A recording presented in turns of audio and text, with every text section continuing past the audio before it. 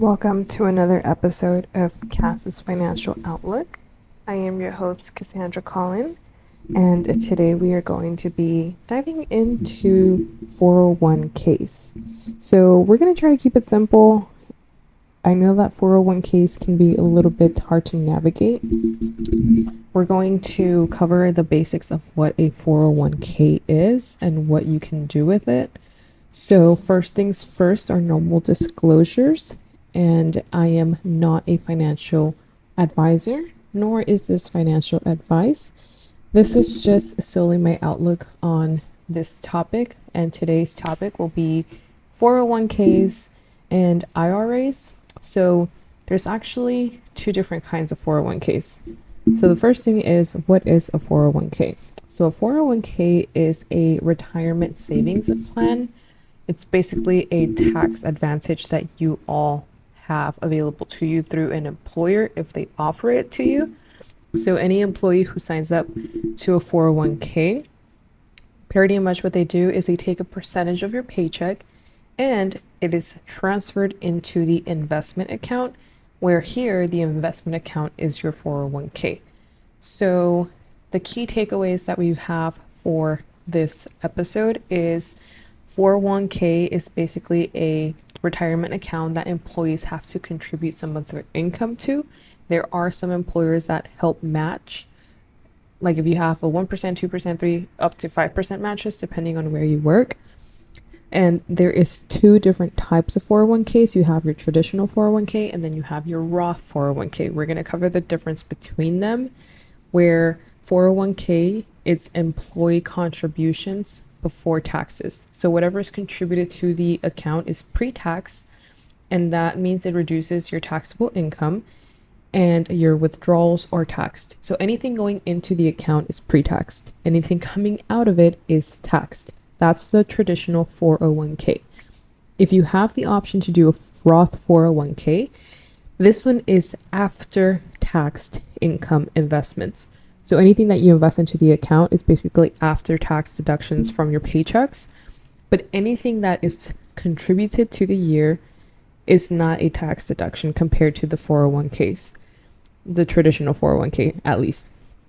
So this one, it is tax-free withdrawals. So the biggest difference between the traditional and the Roth is that the Roth, anything that grows in the account and is taken out of the account is not taxed.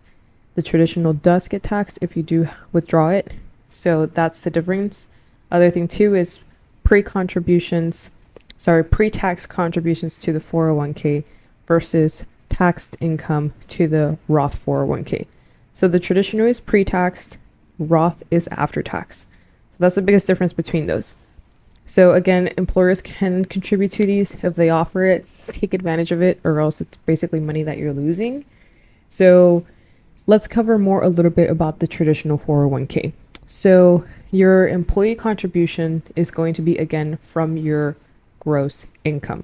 So this means that any money that is for your paycheck, the contribution will first be added to the 401k, and then that's whenever your income is taxed from that remainder, depending on how much you're contributing. So your taxable income, again, is reduced based on which one you're contributing and how much you're contributing to. So the other question that we get asked is, how is it that these things grow? So again, it's an investment account. Your employer gives you different options on what you can invest into, and you have to go into the account and figure out what you're going to invest into. Because yes, it's an investment account, but if you don't do anything with that investment account, it doesn't necessarily mean that it's going to grow. So they usually have like a 7% or 10% ROI. So that's your return of investment. It really depends on how you manage your account. So obviously talk to somebody who's more familiar with the advantages of where to contribute. Most people say invest low. Some people say invest high. I will not tell you what to invest to and how much to invest. That's really depending on what you're most comfortable with and what you want to be allocating your money to. Now with the Roth contributions, again, are deducted after your taxed income. So this means that any contributions made to that Roth 401k is after you've received your paycheck with all the crazy deductions that we get, right? So This means that you cannot add it to your tax deductions, right? So whatever you contributed for that year, you can't add it as a deduction at the end of the year because it's already been deducted essentially because you're contributing after tax dollars. So that's the biggest caveat to the Roth 401k. The great thing about this one is anything that grows in the account and anything that you take out of the account is tax-free. Now note, if you make withdrawals before the retirement age, with IRS considers 59 and a half the retirement age. So if you do take anything out before then on either account, you do get penalized for that. And sometimes there is a fee for that. So just keep in mind that just keep in mind that the withdrawals, for them to be tax-free, have to be after your retirement age. Now, not all employers offer this option to do the Roth account, but if they do give you the option to do the Roth and the traditional 401k, you cannot invest $23,000 in each account. The max contribution to these accounts are $23,000, and this is as of 2024. So that's what the IRS is saying, that's how much you can contribute to these accounts. But that does not mean you can contribute $23,000 to each account. It has to be combined. So if you only have the option to do either or, try to max it out. Try to max out as much as you can. If you can't obviously do the 23K, then try to max out at least 1% of your income. So if you make 100K, whatever 1% of that is, contribute it to your 401k, whichever option they give you. If you have the option to do both, then definitely split it between both because, again, one has better tax advantages. Now, the next thing I want to cover is withdrawals. So, some people say that they use their 401k for investments. Yes, you can do that because obviously these are tax deferred accounts and it's very easy to rack up money there and then withdraw it. But again, going back to the fees, with both traditional and 401ks, you have to be 59 and a half in order to be able to pull that. If not, what you do is you get a penalty. On top of the penalty, there is a 10% early distribution tax added to whenever you withdraw it. So just keep that in mind, that if you are going to use this earlier, you get penalized. You get a 10% early distribution tax on top of any other taxes that you owe, by the way. This is not with the ones you already have normally on a yearly basis. Now, there isn't really any minimums that you have to be contributing to these accounts. It's really depending on how much you want to contribute. Whenever you leave your job, you have to be the one to roll it over to a different account. So let's say you had a first job, like my first job was working at Subway. I don't think we had a 401k there. But then after that, I had a 401k when I was working at Vacations to Go. Right there, I needed to make sure that I transferred my 401k to my current employer. Same thing with all my other jobs. I've had a Roth in the past, and I actually still have that account. So you can have multiple investment accounts open. Just keep in mind that the max contributions do change because you can't contribute, let's say, 23K to my Roth and traditional. It has to be based on a combination. And we did talk about the IRAs, and then there's your Roth IRAs. So those are completely different from your Roth 401ks. The contribution to those are a lot less. So with those, we will go into detail in a different podcast, not today, because today we're going to cover just what the 401k plans are and how do they earn money. That's the biggest thing that people want to know, is how do these things make money, right? If you're investing into these accounts, they should be giving you anywhere between, like, let's keep it conservative, right? Anywhere from 5% to a 10% investment back. Now, anything that you invest into your account, you have the choice to go and choose which stocks, bonds, funds, all of that stuff you want to invest into. Your employer should already give you options.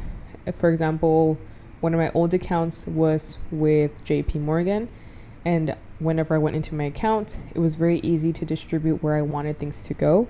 You can set it up by money, or you can set it up by percentages, and it can be automatic, or you can go in and change it all the time. Me personally, I would just set it on auto and leave it alone and let it do its thing, because the sooner you start investing, the more your compound interest will accumulate as you go. Now, obviously that always depends on where you're investing and how much you're investing. If you're only investing like $1 a month, then I don't know how quickly you'll be able to see any return on that. That's why it's a good idea to check your budgets on what your max accounts look like, and then from there check where you can allocate money to your investment accounts. We have a whole topic. We have a podcast specifically on this topic, on how you can budget your savings and your investments all together with your daily and monthly spendings. So how much you contribute, it does make a big difference. The more you add to it, the quicker you add to it, the more your money will grow, right? Obviously, that's if you don't remove the funds from the account. And if you're rolling it over, you should be able to consolidate a chunk of it. If you're moving it from one account to another constantly, then you're not giving it enough time to actually compound over time. So the benefit about compounding is that the returns are generated by the savings that you reinvest back into the account. So basically, whatever's going in there, it's just being reinvested and reinvested. So over a period of many years, you could see your $1 million retirement. And it's definitely doable. Do you have to be more aggressive on how much you're contributing? Probably so, right? And there's calculators online that allow you to plug in numbers on how much you need to be contributing for the year and how much you need to be contributing monthly. So let's do a quick example. So if I'm making, hypothetically, $90,000 for the year, and I want to be contributing 10% of my income to my retirement account, and let's just say my salary increases a minimum of 10%, because that means I would be earning an additional $9,000 as years go by, which is pretty reasonable. Now, let's say I'm 25 years old and I want to retire at 65, and let's say that my expected rate of return is 7%. Let's pretend like I have $0 in my 401k investment accounts, and I have 0 contributions from my employer. And if we do that example, it says that at 65 years old, I will be retiring with $5,009,809 with $53.36.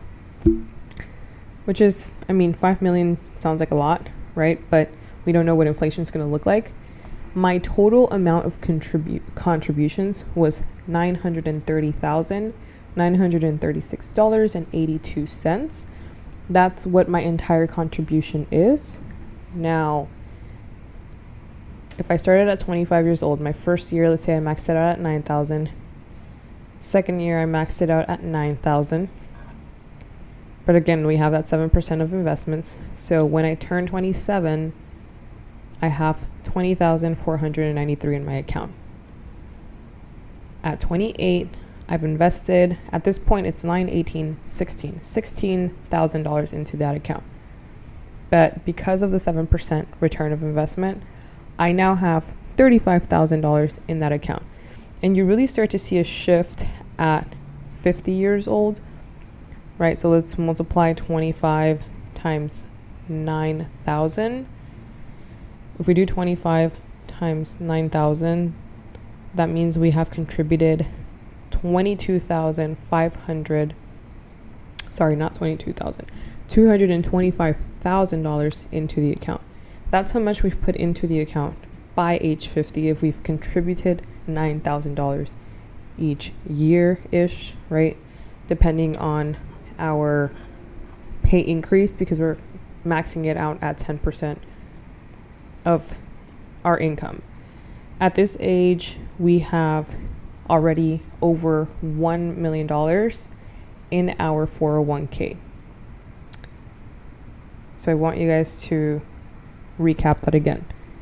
by age 50, we've roughly invested into our account $225,000, but because of our ROI, right, our 7% return of investment, we are already at over $1 million for our retirement funds. This is at age 50. Assuming you've been contributing a 10% each year from whatever income you have. And we said that it's $9,000 for us each year, which obviously is going to increase every single year after that. But from there, it skyrockets to $5,909,089 and 53. So in 14 years, this is kind of crazy to even picture, but in 14 years, your account went from 1.4 million to 5.9 million, whereas 25 to 50, it took way less time to almost triple in size in half the time. Because from 25 years old to 50 years old, I only have 1.4 in that account. But from 50 years old up to 65 years old, it was only like 14, 15 years. It skyrocketed from 1.4 to 5.9. And this is assuming that you've been contributing the same 10% of your income each year, which should be over $9,000 each year, which roughly turns out to be like $350 bi-weekly, which is not bad if you're making over 90K. Again, this is just to put things into perspective for you guys. If you have other 401ks that you need to roll over, do it. The more money you have in the accounts, as we see, compound interest does make a difference. So you have the option to withdraw the money, but I don't recommend that. And again, I'm not a financial advisor, but you get penalized and you get a 10% penalty fee on there too. So it doesn't really serve you if you have less than $1,000 in the account and you're getting penalized and taxes added onto that. So the other thing that you can do is roll it over to a IRA. So that's one thing that you can do through a brokerage account. And that's like your Betterment or your Vanguard or Fidelity, all of those accounts that allow you to roll over. They give you this, they pretty much support you, or they help you figure out how you can do it. I don't know how to do that because I have somebody else do that for me. So again, figure out what's best for you, either rolling it over to your new employer, rolling it over to an IRA, or withdrawing it, which again is not the best option because you get fees for that. But if you don't have a 401k, get one. You definitely can also get a solo 401k. The solo 401k are for like your independent contractors. These are retirement accounts for the freelancers and those who are the 1099s. You can still have a 401k even though you don't have it through an employer, because again, everyone deserves access to these retirement accounts. And again, remember that max contributions for 2024 are $23,000. You don't have to max it out. Try to contribute as much as you can to it, because the more you invest over time, as we see because of these examples, make a big difference when it is that you go to retire. Or when you go and do the examples, put 59.5 on retirement age, or 60, honestly, right? Because it's 59.5. You can't really put that in the calculator. But put 60 years old and see what the difference is compared to 65. Or because we saw that the difference between retiring at 50 years old versus 65 years old was literally like 3 times in retirement. One had 1.4 and one had 5.9, which again is crazy to think about because 50 to 65 is not much of a difference. It's like 15 years. But anyways, thank you so much for tuning in on CAS Financial Outlook. This was Cassandra Colin with what you need to know about 401ks. And if you have any questions, definitely put them down below. I totally enjoyed going over the numbers. I'm a math major, and numbers definitely make sense to me when I put them into perspective and like use graphs. So hopefully it made sense, guys. It made sense to you guys who are listening to us in just audio. And if you want to look at the video on YouTube, you totally can. I'll put the screenshots of the examples that I was working on and the calculator that I was using. But other than that, don't forget to like, subscribe on our YouTube channel. We're at CAS Financial Outlook, and we are also on all podcast platforms. Definitely leave us a review, 5-star preferred, but you can put whatever it is that you want, because I definitely want genuine feedback. And if there's any other topics that you would like for me to cover, please let me know. But other than that, you guys have a wonderful day. We will see you here next week.